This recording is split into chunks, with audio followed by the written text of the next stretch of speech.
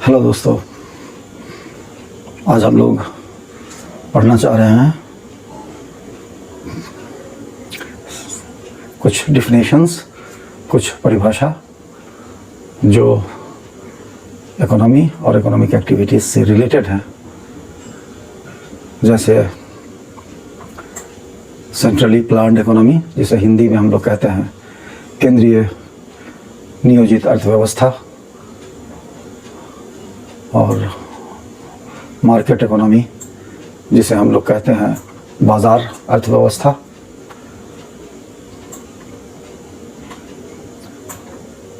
और हम लोग समझेंगे आज पॉजिटिव इकोनॉमिक्स को, जिसको हिंदी में सकारात्मक अर्थशास्त्र कहते हैं।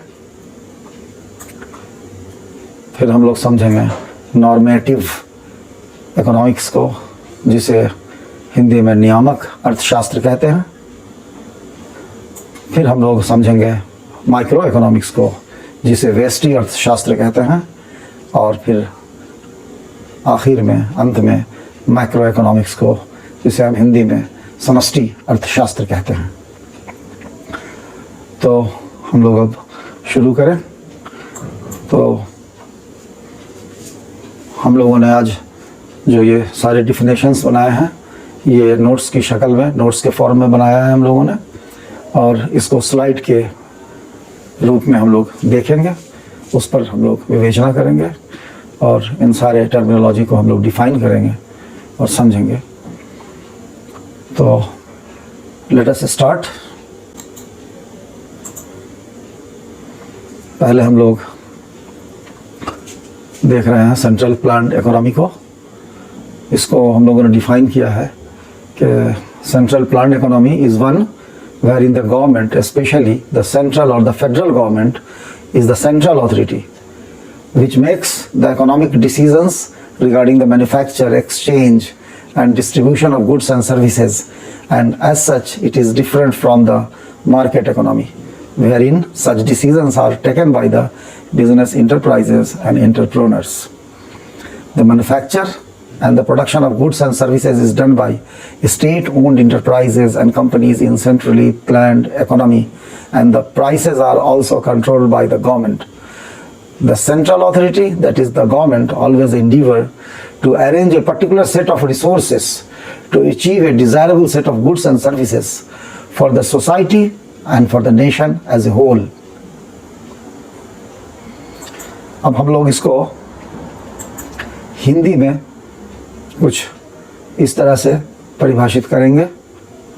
जो सेंट्रली प्लान्ड इकोनॉमी है, जिसे हिंदी में हम लोग केंद्रीय नियोजित अर्थव्यवस्था कहते हैं, इस परिभाषा को हम लोग हिंदी में कह सकते हैं कि केंद्रीय नियोजित अर्थव्यवस्था वो है जहां सरकार विशेष रूप से केंद्र या संघीय सरकार केंद्रीय प्राधिकरण होती है। केंद्रीय नियोजित अर्थव्यवस्था वो है जहां सरकार विशेष रूप से केंद्र या संघीय सरकार केंद्रीय प्राधिकरण होती है। जो केंद्रीय और संघीय सरकार होती है वही केंद्रीय प्राधिकरण होती है केंद्रीय नियोजित अर्थव्यवस्था में। और जो केंद्रीय प्राधिकरण होती है, जो वस्तुओं और सेवाओं के निर्माण, विनिमय और वितरण के संबंध में आर्थिक निर्णय लेती है। और इस तरह यह बाजार अर्थव्यवस्था से अलग होती है, जिसमें ऐसे निर्णय व्यापार उद्यमों और उद्यमियों द्वारा लिया जाता है। यानी कि बाजार अर्थव्यवस्था में निर्माण, विनिमय और वितरण का निर्णय उद्यमों और उद्यमियों द्वारा लिया जाता है। वस्तुओं और सेवाओं का निर्माण और उत्पादन केंद्र सरकार द्वारा नियोजित अर्थव्यवस्था में राज्य के स्वामित्व वाले उद्यमों और कंपनियों द्वारा किया जाता है, और कीमतों को भी सरकार द्वारा नियंत्रित किया जाता है। केंद्रीय प्राधिकरण यानी सरकार हमेशा समाज और पूरे राष्ट्र के लिए वस्तुओं और सेवाओं के वांछनीय सेट को प्राप्त करने के लिए संसाधनों के एक विशेष सेट की व्यवस्था करने का प्रयास करती है। तो ये हम लोगों ने सेंट्रली प्लान्ड इकोनॉमी को अंग्रेज़ी और हिंदी में डिफ़ाइन कर दिया, और इसके बारे में हम लोग थोड़ी देर में इसका सार हम लोग डिस्कस करेंगे, इसका सारांश डिस्कस करेंगे। अब हम लोग फिर परिभाषित कर लें, अभी परिभाषित हम लोग कर लें मार्केट इकोनॉमी को। मार्केट इकोनॉमी यानी कि बाजार अर्थव्यवस्था। तो हम लोग मार्केट इकोनॉमी को कुछ इस प्रकार डिफाइन करते हैं या समझते हैं कि the market economy is one wherein the market decisions, that is the manufacture, the production, the exchange, the distribution and all the economic activities are organized by the market. In market economy, the production, the supply and the pricing is done by the enterprises and entrepreneurs with the interactive forces of market with an eye to maximize their profit. In other words, market is an arrangement or is a set of elements where all the players, that is the manufacturers, the suppliers, the banking systems and the consumer interact with each other and they can exchange their products, services and their instruments with each other. Interaction between suppliers and buyers can take place, and it takes place in a village market, in a super bazaar, in a city or a mall. The suppliers and buyers can interact, and they really interact with each other with telephone or internet and do their businesses and exchange commodities. The people are allowed to buy and sell freely, that is with minimum government intervention or regulation, and this is the important feature of market economy. The people are allowed to buy and sell freely, that is with the minimum government intervention or regulation. This is an important feature of market economy. अब इस market economy को हम लोग हिंदी में कुछ इस प्रकार परिभाषित करते हैं कि बाजार अर्थव्यवस्था वो है जिसमें बाजार के फैसले यानी निर्माण, उत्पादन, विनिमय, वितरण और सभी आर्थिक गतिविधियां बाजार द्वारा आयोजित की जाती हैं। बाजार अर्थव्यवस्था में उत्पादन, आपूर्ति और मूल्य निर्धारण उद्यमों और उद्यमियों द्वारा अपने लाभ को अधिकतम करने के लिए बाजार की इंटरैक्टिव ताकतों के साथ किया जाता है। दूसरे शब्दों में बाजार एक व्यवस्था या तत्वों का एक समूह है जहां सभी खिलाड़ी, सभी पार्टिसिपेंट जो निर्माता, आपूर्तिकर्ता, बैंकिंग प्रणाली और उपभोक्ता एक दूसरे के साथ बातचीत करते हैं और वे एक दूसरे के साथ अपने उत्पादों, सेवाओं और अपने उपकरणों का आदान प्रदान कर सकते हैं और करते हैं। आपूर्तिकर्ताओं और खरीदारों के बीच बातचीत गांव के बाजार में, शहर के सुपर बाजार में या मॉल में होती है। आपूर्तिकर्ता और खरीदार एक दूसरे के साथ टेलीफोन या इंटरनेट से बातचीत करते हैं और अपना व्यवसाय करते हैं और वस्तुओं का आदान प्रदान करते हैं। लोगों को न्यूनतम सरकारी हस्तक्षेप या विनियमन के साथ स्वतंत्र रूप से खरीदने और बेचने की अनुमति होती है। ये बाजार अर्थव्यवस्था की एक महत्वपूर्ण विशेषता है। अब हम लोग इसके बाद चलते हैं पॉजिटिव इकोनॉमिक्स की तरफ। पॉजिटिव इकोनॉमिक्स को हम लोग डिफाइन करते हैं। Positive economics make statements that how is an economy और how is the economic world. The positive economics is descriptive. इसे हम हिंदी में इस प्रकार कह सकते हैं, पॉजिटिव इकोनॉमिक्स को हम लोग हिंदी में सकारात्मक अर्थशास्त्र कहते हैं और इसके डिफिनेशन को इसको हम लोग कुछ हिंदी में इस प्रकार परिभाषित कर सकते हैं। सकारात्मक अर्थशास्त्र बयान देता है कि अर्थव्यवस्था कैसी है या आर्थिक दुनिया कैसी है। सकारात्मक अर्थशास्त्र वर्णनात्मक है, मतलब कि डिस्क्रिप्टिव है। अब हम लोग डिफाइन कर लें नॉर्मेटिव इकोनॉमिक्स को। The study of the economics that how the economy ought to be, that is how the economy should be, is normative economics. Normative economics is prescriptive. Normative economics को हम लोग कुछ इस प्रकार define करते हैं। The study of the economics that how the economy ought to be, that is how the economy should be, is normative economics. Normative economics is prescriptive. Normative economics को हम लोग हिंदी में नियामक अर्थशास्त्र कहते हैं और उसको हम लोग इस प्रकार परिभाषित करते हैं, हिंदी में इस प्रकार डिफिनेशन उसका देते हैं इस तरह से कि अर्थशास्त्र का अध्ययन कि अर्थव्यवस्था कैसी होनी चाहिए नियामक अर्थशास्त्र है। यही नॉर्मेटिव इकोनॉमिक यही नॉर्मेटिव इकोनॉमिक्स है। अर्थशास्त्र का अध्ययन कि अर्थव्यवस्था कैसी होनी चाहिए, यही नियामक अर्थशास्त्र है। नियामक अर्थशास्त्र निर्देशात्मक है, यानी इसमें एक निर्देशन छुपा होता है, एक प्रिस्क्रिप्शन छुपा होता है, एक सजेशन छुपा होता है। अब हम लोग माइक्रो इकोनॉमिक्स की तरफ बढ़ रहे हैं और हम लोग, हमारे सामने जो हमने पेज खोला है वो माइक्रो इकोनॉमिक्स का है। हम लोग माइक्रो इकोनॉमिक्स को इस प्रकार डिफाइन करते हैं कि the study of the behaviour of individuals and firms as to how they allocate their resources for production, exchange and consumption is called microeconomics. It also deals with the interaction of individuals, household and firms. The firms supply goods and services to the individuals and the household and the individuals. The firms supply goods and services to the individuals and household, and the individuals and household supply human resources to the firms, enterprises and entrepreneurs. इसको हम लोग हिंदी में एक बार कह लें, micro economics को हिंदी में हम लोग व्यष्टि अर्थशास्त्र कहते हैं और हम लोग इसको इस प्रकार डिफाइन करते हैं कि व्यक्तियों और फर्मों के व्यवहार का अध्ययन कि वे अपने संसाधनों को उत्पादन, विनिमय और उपभोग के लिए कैसे आवंटित करते हैं, व्यष्टि अर्थशास्त्र कहलाता है। ये व्यक्तियों, घरेलू और फर्मों की बातचीत से भी संबंधित है। फर्म व्यक्तियों और परिवारों को वस्तुओं और सेवाओं की आपूर्ति करती है और व्यक्ति और परिवार फर्मों को, उद्यमों को और उद्यमियों को मानव संसाधन की आपूर्ति करते हैं। अब हम लोग डिफाइन करना चाहते हैं मैक्रो इकोनॉमिक्स को। पहले इसे हम अंग्रेजी में डिफाइन कर दें। It is the study of the wide phenomena of an economy that is the price fluctuations and stability, inflation, rate of economic growth. Macroeconomics includes monetary policy of the central bank, that is the Reserve Bank. What is Reserve Bank in India is normally known as the central bank in other countries of the world. बैंकों का जो bank है, bankers bank is central bank, उसी को India में reserve bank कहते हैं।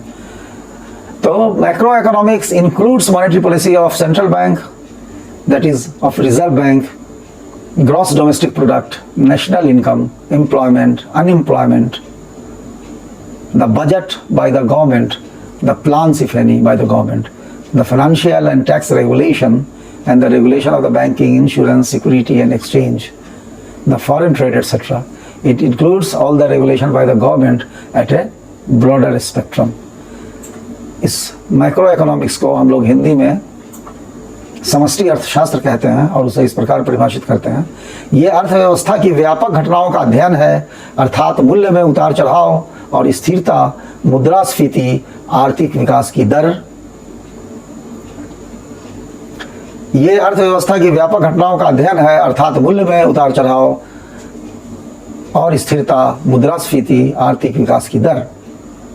समष्टि अर्थशास्त्र में सेंट्रल बैंक, जो कि भारत में रिजर्व बैंक के नाम से जाना जाता है, की मौद्रिक नीति, सकल घरेलू उत्पाद, राष्ट्रीय आय, रोजगार, बेरोजगारी, सरकार द्वारा बजट, योजनाएं यदि कोई हो किसी देश में, चाहे 5 वर्षीय हो, 3 वर्षीय हो या 7 वर्षीय हो, वित्तीय और कर विनियमन और बैंकिंग, बीमा सुरक्षा और विनिमय का विनियमन शामिल है, विदेश व्यापार आदि। इसमें सरकार द्वारा आर्थिक विधान और अधियमन शामिल है। आर्थिक विधान और अधियमन को हम लोग कह सकते हैं अंग्रेजी में कि ब्रॉडर स्पेक्ट्रम में जो भी सरकार के द्वारा लेजिस्लेशन होता है या जो भी ऑर्डिनेंस लगाए जाते हैं या जो भी कानून बनता है वो शामिल है। सरकार द्वारा आर्थिक कानून या आर्थिक अधिनियम या रेगुलेशंस जो बनाए जाते हैं वो भी हमारे मैक्रो इकोनॉमिक का एक पार्ट है, समष्टि अर्थशास्त्र का वो भी एक हिस्सा है। सेंट्रली प्लान्ड इकोनॉमी की एक चीज़ ऐसी है कि सेंट्रली प्लान्ड इकोनॉमी में हम लोग कह सकते हैं कि जो मीन्स ऑफ प्रोडक्शन होता है वो सरकार के हाथ में होता है।